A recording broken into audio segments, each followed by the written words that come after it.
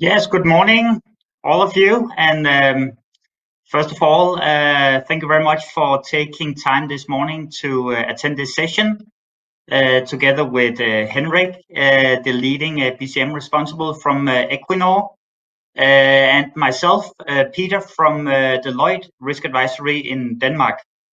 We're very happy that you took your time to listen in to a couple of real-life cases from Henrik and from Equinor.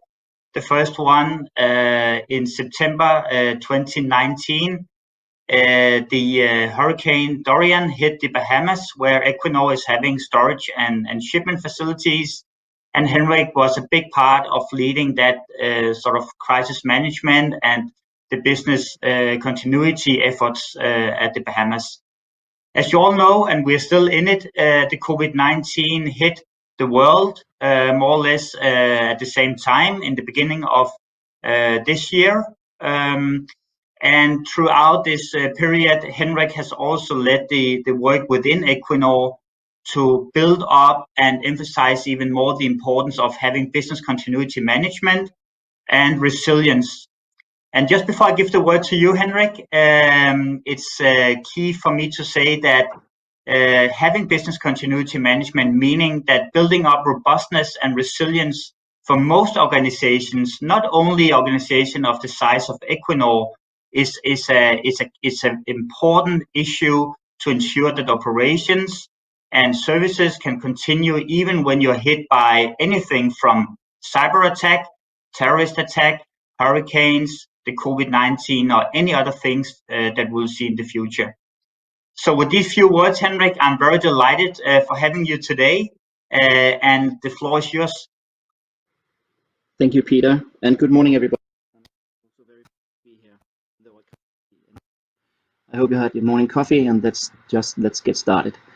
Short on the agenda, short introduction, and then we will jump into a few slides on what is business continuity management, both on the theoretical side, but also what is it for Equinor.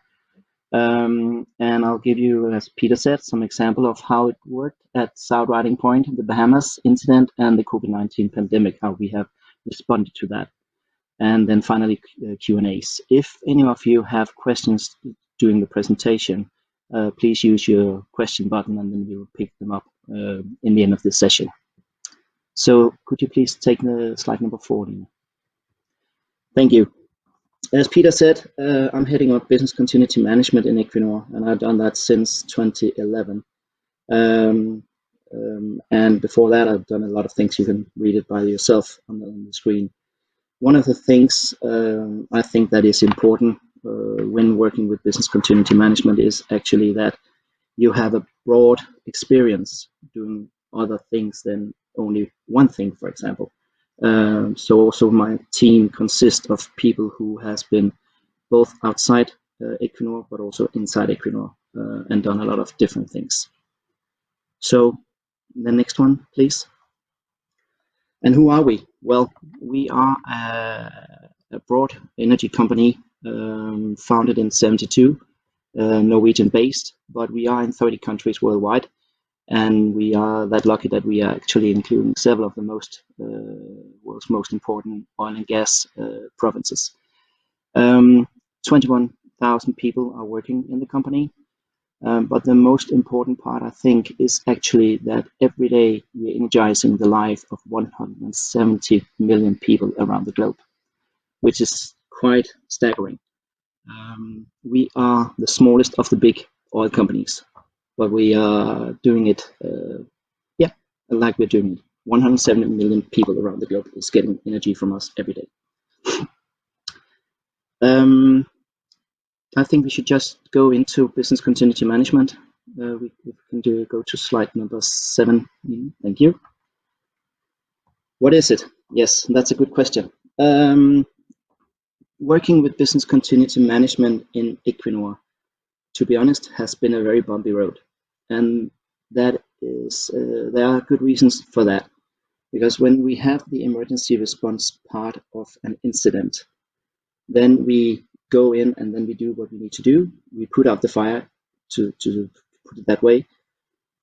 And then it has not been easy to get the understanding that we also need to protect the business we actually are doing.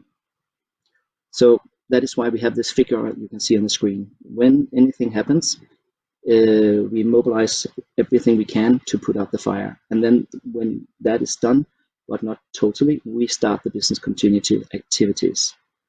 And it is by handling the processes, we are focusing on our business processes and decisions regarding recovery time and associated resources.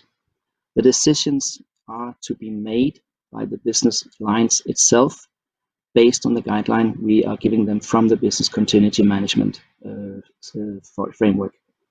So it's also very important to understand that we do what we do together with the emergency response organization. We also do what we do together with the risk management organization. And especially business continuity management and risk management are very close interlinked. But there are a small difference because in general terms, you can say risk management is largely focused on understanding and providing the planning foundation for various situations that has a potential to impact the organization. Where business continuity management, also again in general terms, focusing on medium and long-term consequences and the actions we then need to take to ensure continuation and our flow assurance when the business are interrupted by this incident, whatever that is. So the primary difference between the emergency and the business continuity is the time period. If you take the next one, Lee, please. In Equinor, we do it like this. We're saying that an emergency response incident will not last more than 48 hours. And that sounds maybe very short, but it's again because we are focusing on handling that incident the most efficient way, where we protect people, the environment, the asset, and our reputation. That's the main focus. And then we start up with the business continuity management, where we protect the business, meaning we have based all our BCM activities on the relevant ISO standards, 22301, for example, and our focus is to preserve present and future cash flow, meet legal obligations and regulatory and contractual requirements, and by that we also help protecting our reputation. So I hope you can understand there are a difference where our focus is when we talk about emergency response and business continuity management. And in this world we are living in, it's very evident that the interconnected global economy are so volatile, and disruptive events have even greater impact than it has had previously. All processes, all activities we are doing are so global, it's so international, it's so across business areas and also across other businesses. For example, if anything happens in China, just use that example, and I'm not talking about only COVID-19 because we'll get back to that, but if anything happens in China, we have a lot of yards in China who produce to our projects all over the world. So if we can't get our materials out of China, our projects in Singapore will stop, and our project in Singapore are delivering material to our platforms and development in Brazil. So that's what I mean about if anything happens across the value chain, it will have a huge impact, and that's the business part of it. So failure in any parts of our business processes can actually translate into loss of revenue. One key point with business continuity management is also it is actually a strategic management tool, and done the right way, it will be a competitive business advantage. So the reality about the business continuity, it's a key governance requirement, and ultimately accountability should reside with the CEO and the board. And that's why you can see on the slide here, we have the BCM organization. We have a small unit on corporate level, and then we have dedicated resources in each business area. which we consist of 6 business areas in Equinor. And those again has resources in the units. So it looks like a huge organization, but it is not, because it's only us on the central business continuity management team that are doing more or less business continuity management every day. The others have other tasks also. So to increase this resilience, we do the planning and we do what we are supposed to do out of the plan. Then we check it, does it really work? And then we act to make sure that the learnings are captured. And that cycle you can see there is actually the whole basis for doing the business impact analysis and business continuity plans. So as I said, the emergency response initial phase will be up to 48, and we have also seen 96 hours. But the learning from that was that when the incident management team stood that long, it actually took away the responsibility from the business area or the business to get back into business. So that's why I said we do not have more than 48 hours for our response organization. But there can, of course, be situations where we will prolong that. And then we go in and take over from the business continuity management team. We divide it into, we are building a strategic project team on top, and then we have a response line, and then we have the business continuity line. We 3 pieces work very, very close together, but we are doing different things. So that is how we have set it up in Equinor. So could you take the next one, please, Lina? Then one of the things I said is that it has been a bumpy road, because introducing business continuity management into the company, a lot of people asked, okay, what is the return of the investment? What do I get out of this? Why should I do this? And we tried in a long time to fight that, and making sure that we actually did have a return on our investment by doing what we are doing. But we saw that you should think differently, because we need to have the business continuity management and the business continuity in place to be resilient from a cash flow point of view, flow assurance, legal, and so on perspective. And we cannot do that if we do not plan and do and check and act the right way. So we introduce the value of investment instead, turning the whole mindset around, because value of investment is defining an intangible assets that contribute heavily to our organization's performance. These intangible assets include knowledge, processes, the structure we have, and the ability to collaborate, which is an extremely important part of this. And so we used it to understand the qualitative benefits and cost. And when I go into the next examples we have, there we got the thumbs up, because then we understood, okay, the value actually comes when you are in some situations or incidents or whatever it is. Maybe not before, but it's good to be prepared. But we cannot directly have a return of, we cannot measure the return of investment until we actually are hit by something. And as you can also see on the slide here, which is based on some examples we have from peers companies and others. Those companies who do not have business continuity in place or continuity management in place will spend a lot more time to get back in business, and some of them are actually not going back to business. I think it's something about 60% of global companies who has been hit by a major incident that do not come back in business again until after maybe 2 years or never.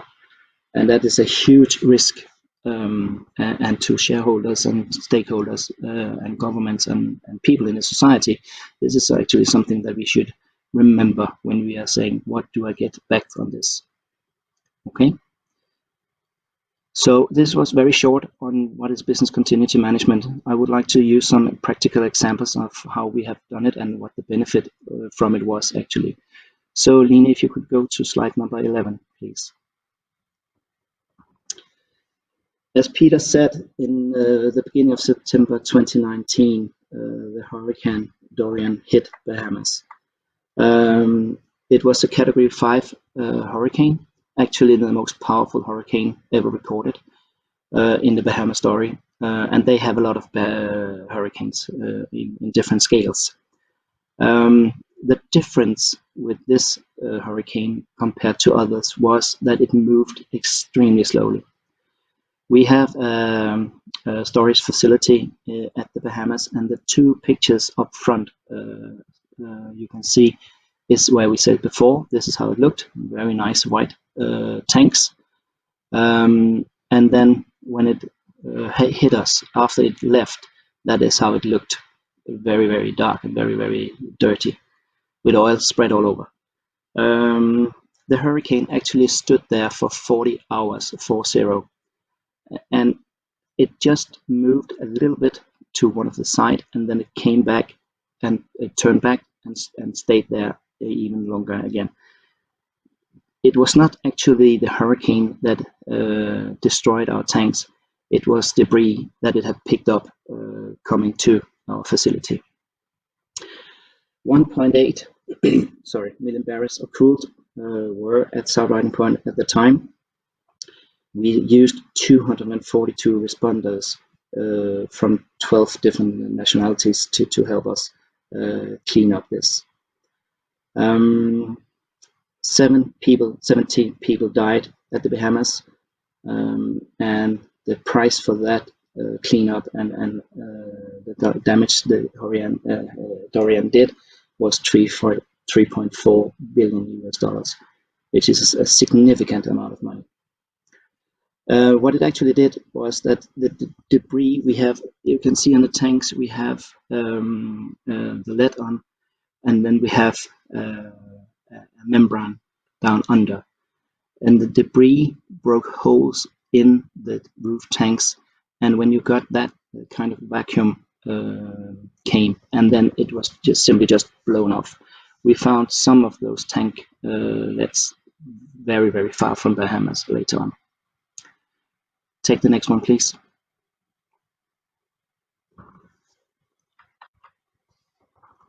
Luckily, we did not have any oil spill at sea, and that is important information.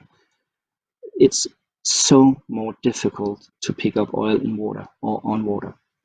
So it was on land, and our facility, as you can see at the picture, are very isolated in one end of the island.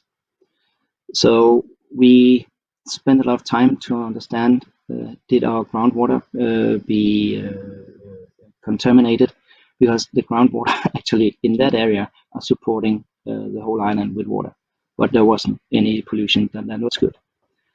Then we spent a lot of time on, of course, cleaning it up, but then from the business continuity point of view, then we went deeply into understanding legal and insurance issues, because that's an extreme part of the business continuity management. Legally, we had to understand what can we do and what can we not do, because in an incident like this, we can just not run out and then take all the oil away. First of all, what do we do with this? Secondly, this was not our oil, we were just storing it. And what does that do to us?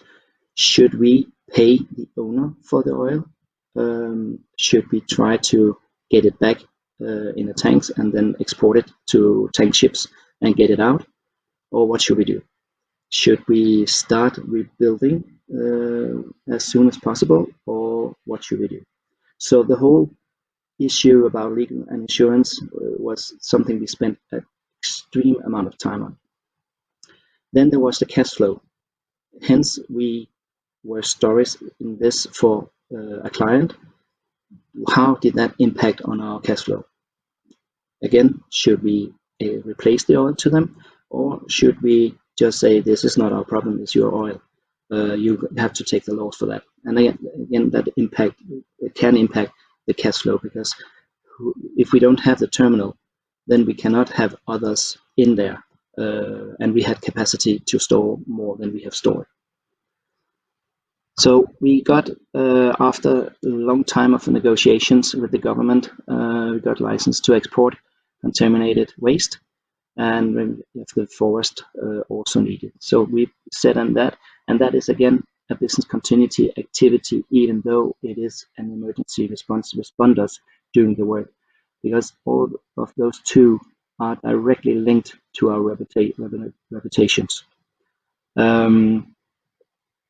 We actually ended up, and we are still doing, by hand cleaning the leaves on the trees at the island.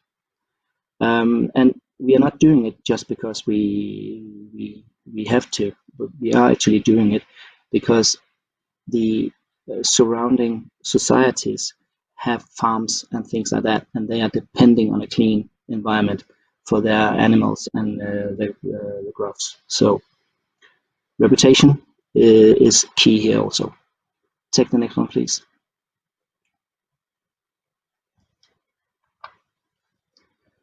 So in the early phase, relieve, support, and secure employees of well-being, maintain staff and employees and responders, response plans and equipment, and then clean up. That was the early phase. We set up a team working with that.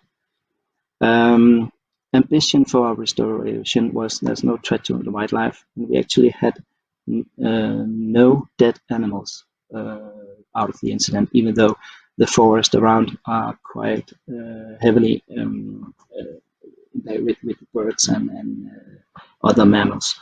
So that was a relief, not finding that.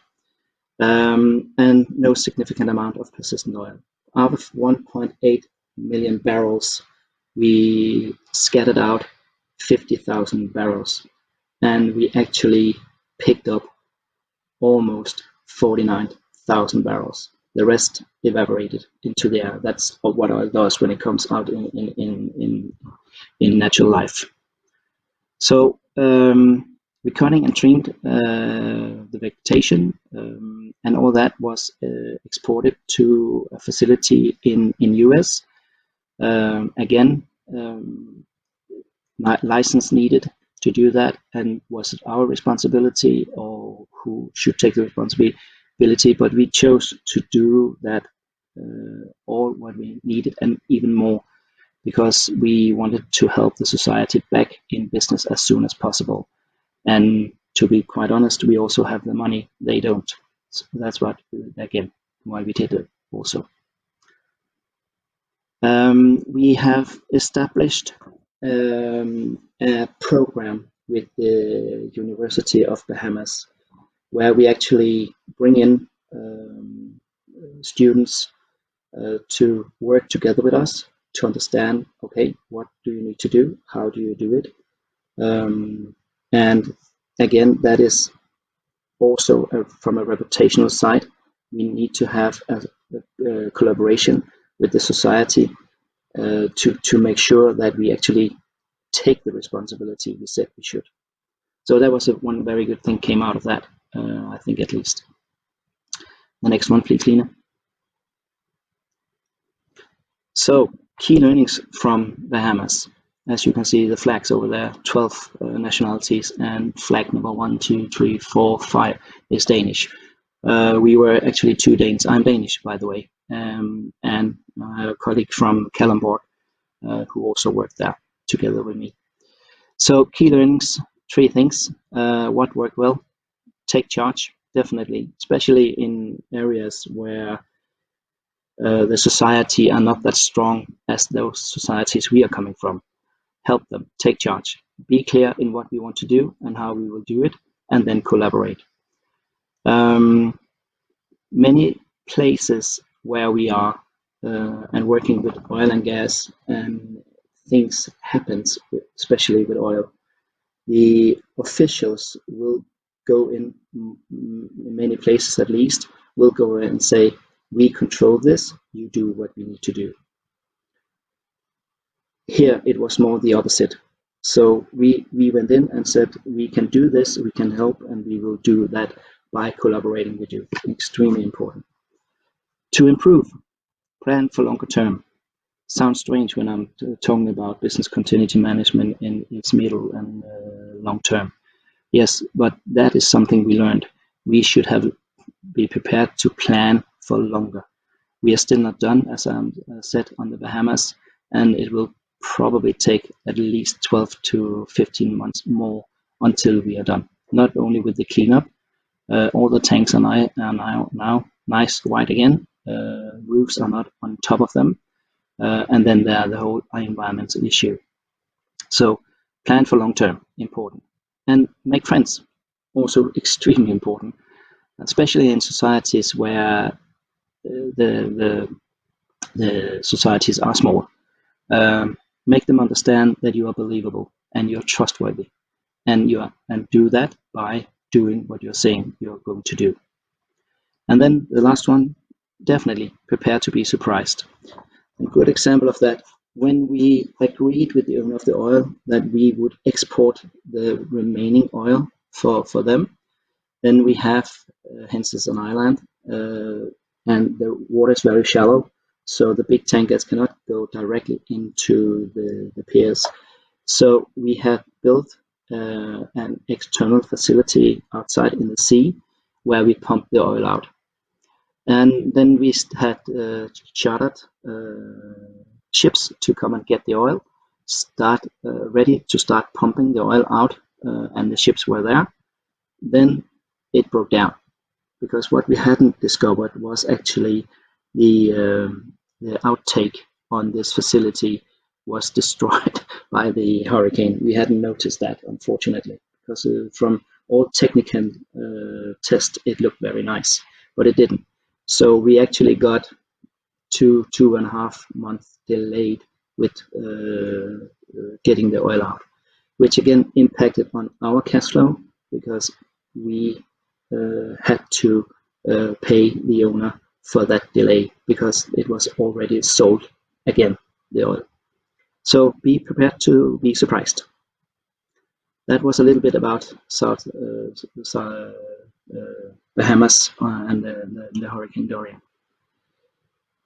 Could we jump to COVID-19? You all know, I don't have to go into what is this, but what we did was we saw by our medical team here in Equinor, we saw this develop out of China. And as I said previously, we have huge facilities in China building needed equipment for us across our value chain. So we started with China from emergency response perspective. How could we help them? What should we do? And we then went into the business continuity management point of view, meaning that we understood this would impact the value chain and the cash flow across the company. So we worked hardly on, okay, what we are producing in China, can we get that from any other places in the world? We could that until the pandemic really hit. Then we couldn't do that. So that impacted also on our supply chain across the company and with our vendors and suppliers. So in the beginning of March, I think, we set down a new group owned by the CEO of the company, where we divided, okay, what does this COVID-19 mean for us as a company? How should we respond to it? So together with Deloitte, we formed a team working with all business areas, having two scenarios, one likely and one very not likely, because we decided we need to look ahead. And as I said previously, also on the other slides, prepare for long term. So we worked with a scenario that was extremely scary, bringing it to the business areas and the business lines, saying, okay, if this happens, if the world closed down, if we are hit by wave number 2, 3, and 4, if the death rate will rise, what will happen. And we built it on 4 drivers: the medical, political, social, economic. Those 4 drivers we tested. How will this impact this business area? How will this impact this one? And what should we do? So we went through the whole process for 2.5 months, I believe, leaving the business areas with a kind of business impact analysis, with spinning around those 4 drivers I just said, saying, okay, for the medical, we need to do this. Mitigating actions identified. For economic, how will we be impacted by the in our economic flow, cash flow, flow assurance, and things like that? How will you respond to that? How should you respond to it? As I said, 2.5 months, more or less, very intensive work with good help from Deloitte, Peter and his team. And then we ended up by having 72 identified mitigation actions scattered on the business areas, the 6 we have. And those are we still following up on. Some are closed today, some are not, due to a long-term perspective.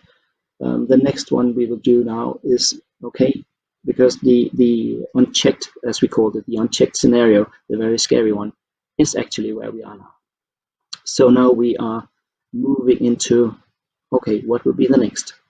Will the vaccine change, and how fast will it change? What will happen if we doesn't get it everywhere where we are present? How will that impact on us, and so on and so on. And that is the business impact analysis part of it. And then we will develop business continuity plans.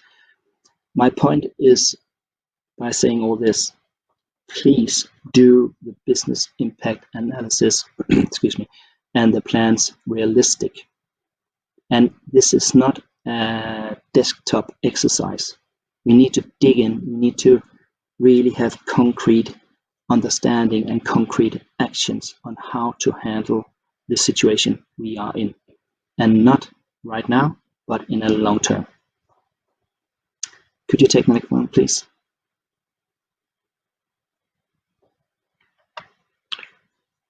So our priorities in the first place, early phase, as I said, was of course maintain safety of our employees, and then protecting the cash flow and value chain and flow assurance, which will bring us into resiliency.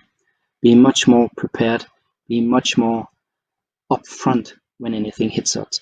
And I think we have done that quite good, actually. A lot of things could have been done better, of course, but to have the whole organization working with the same scenario, working in the same structured way, made this so much easier.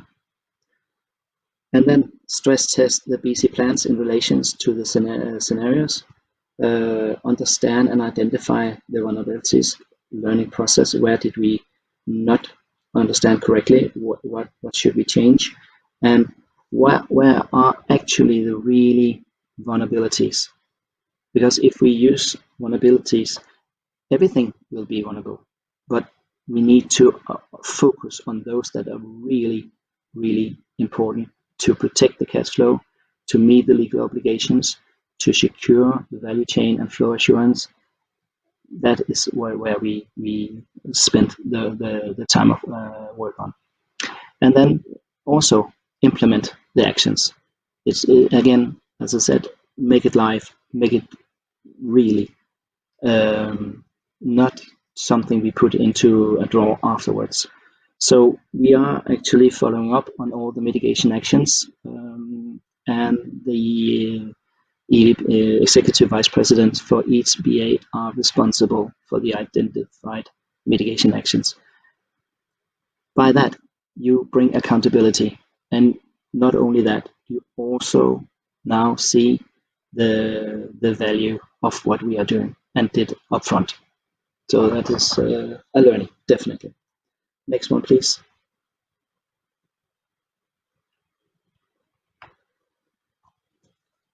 We couldn't have done this by ourselves, because as I said, we have a very small team on corporate level. So from 2018, somewhere in there, we reached out to Deloitte to get help with structure, organize, and develop our business continuity management in the company. And we chose Deloitte due to references from other peer companies and other companies globally. With the track record they had, we definitely saw that it was the right partner for Equinor to collaborate with. So and then in the pandemic, we had Peter and I ran the project, and having external consulting helping us in that situation is priceless, because the knowledge and the understanding and the experience they had from other companies and have from other companies was so helpful in how we set it up and worked us through this. We also reached out to other companies, again together with Deloitte, to understand how do you do it, and shared good learnings and understanding together. That was extremely important. Then we drove through the scenario by stress testing and developing, as I said, the mitigation actions.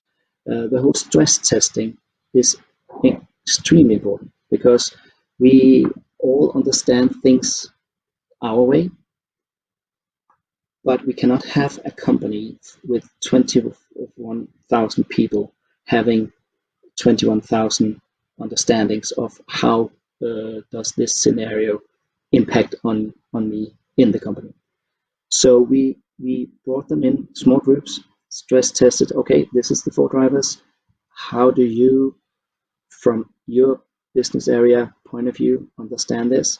And again, linking it up to the cash flow, the flow assurance, the legal obligations, the insurance, and so on, made this good.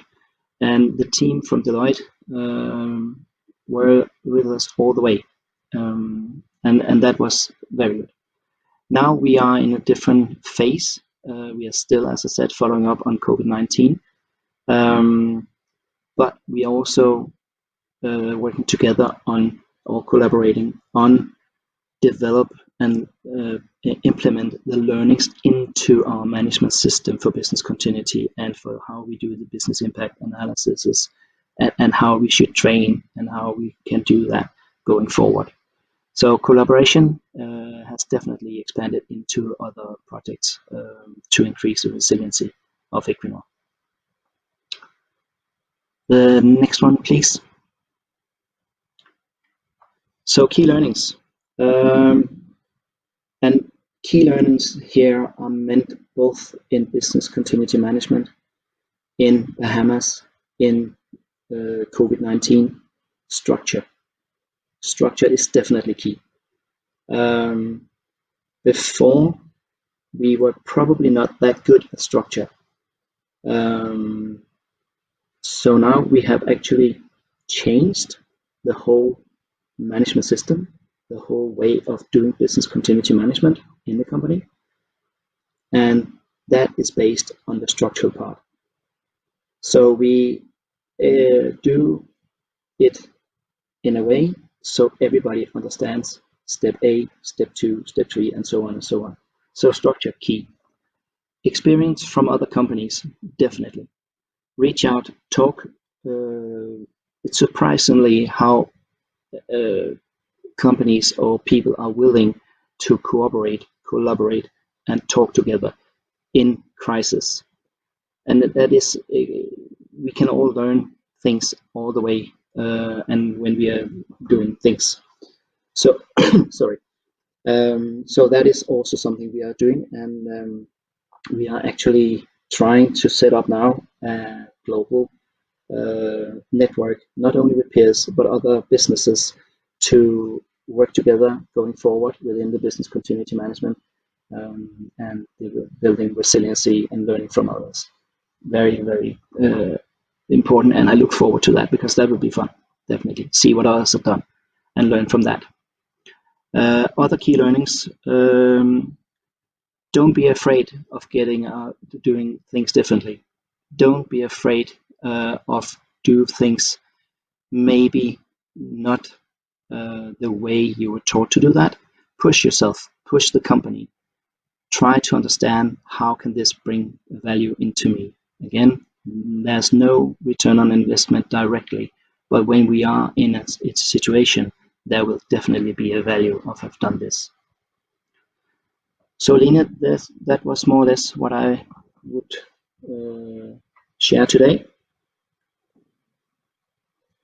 Okay, Henrik, thanks a lot. Thank you very much for giving us a lot of good knowledge, I think, and a lot of insights into the engine room of what you have actually done throughout these two incidents. And then also remember, of course, that there are a lot of other minor incidents on the site. With only a few minutes left, Henrik, we do have some questions in the chat, and I just want to read one of them. What are you doing in terms of preparing yourself for a similar accident? Well, we are updating or have updated the management system on how do we do business continuity management in Equinor. And then we are training. We are rolling out a comprehensive training program within the BAs. First of all, to learn them how to do the business impact analysis and then use the plan. How do you actually use it? And that's what I meant when I said make it live, make it real. That's how we are preparing for the next.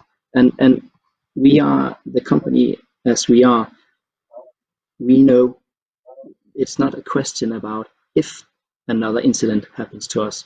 We know it will, but we do not know when. So training, collaboration, updating, learning.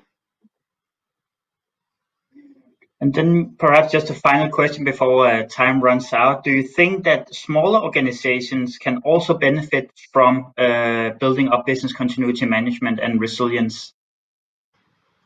Absolutely. Absolutely.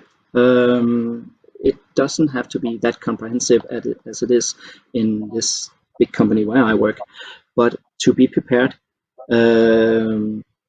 when, for example, you are dependent on one or two suppliers in a small company, one of them goes bankrupt, the other one pushing up the prices because you have only this supplier you can work with. Have a plan. Reach out before you are in that situation. Do a simplified business impact analysis, identifying where are we, where do we have our vulnerabilities, make a short plan for that one. So definitely, this is not only for big companies. It's for small companies, it's for governmental bodies, it's for big companies. Many places outside Europe, for example, US, Canada, Australia, New Zealand, all governmental bodies actually have business impact analysis and business continuity plans. And it's not only because it's a requirement from the authorities, but it's just because they also need to have in place that they can deliver key deliverables when anything happens. Okay, Henrik, thanks a lot. I mean, that's what we can do within the time frame that we have. So just again, a very big thank you to you, Henrik, of course, and to all participants for attending this morning. It's now a 9:45, so yeah, time has run out. But I hope that you did get what you came for, and that you did also think that you had some insights into what a company like Equinor of that size is doing around business continuity management. And then what you said here in the end, Henrik, that also smaller companies can actually benefit from reaching out before accidents happen. You said that in your presentation to those companies that you want to work together with, both peers, but also if you want you need external help, you think when you are in an accident or in an incident like this. So thanks all, and wish you a very good day.